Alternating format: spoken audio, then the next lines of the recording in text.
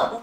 My name is Sam, and today we are going to do the Netflix book tag. Number 1, recently watched, the last book you finished reading. Mortal Heart by Robin Lefevers. This was the third and final book in the His Fair Assassin trilogy, which is about 3 assassin girls trained in, I guess nunnery. They are trained to serve death.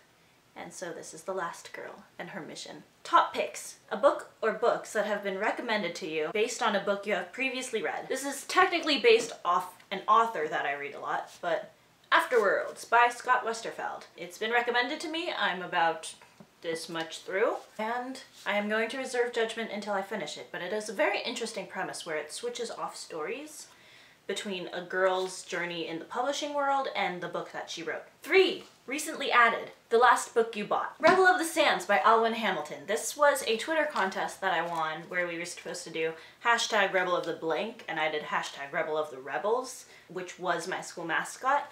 So I got a signed book from Alwyn Hamilton all the way from the UK. However, I have 2 of these books.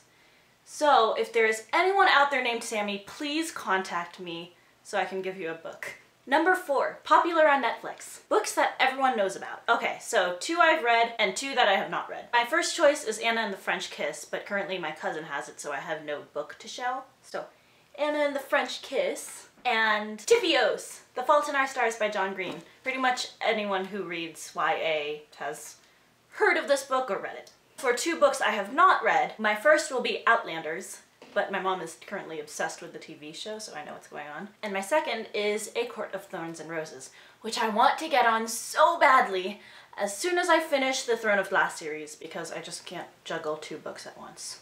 Number 5, Comedies, a funny book. It seems I don't actually read that many funny books, but my choice here is going to be The Martian. If you've read The Martian, you get what I'm talking about. He has a very distinct, brash voice, but it's pretty much the most comedic book I've read. 6, dramas. A character who is a drama queen. This is weird, but it's the first character who came to mind. So it's Miss Bingley from Pride and Prejudice. It's just like, girl, get over yourself. She needs to get over herself, obviously, and stop trying to show off her body by walking around the room. Perhaps I have this drama queen impression from a contemporary adaptation I read called Pride and Prejudice, where the Caroline Bingley character is very dramatic. Number 7, animated. A book with cartoons on the cover. I have not read this book, but it's my brother's favorite book, and that is Candide. And it has that famous cover with the book characters.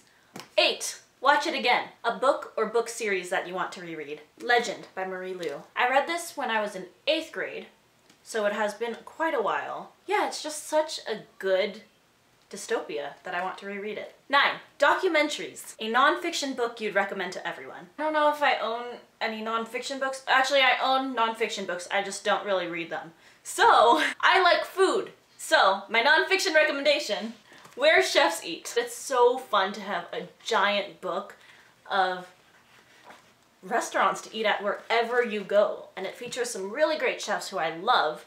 So, if you are a foodie like me, get this. 10, Action and Adventure. An action-packed book. There's really no book I can choose other than Throne of Glass. All action. The series is action. It's like, why are there so many characters and why are they all dying and killing each other?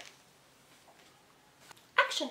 11, new releases. A book that just came out or will be coming out that you can't wait for. A new book that I have been seeing all over Twitter and I'm just so curious about and I would love to read because it seems right up my dark alley. I really want to read Caraval by Stephanie Garber. I'm seeing it all over Twitter because it has these beautiful arcs. It has me so intrigued. So I can't wait to get it in January of 2017. That is it! Goodbye for now. I can't do the swish thing, so I'll just do shh.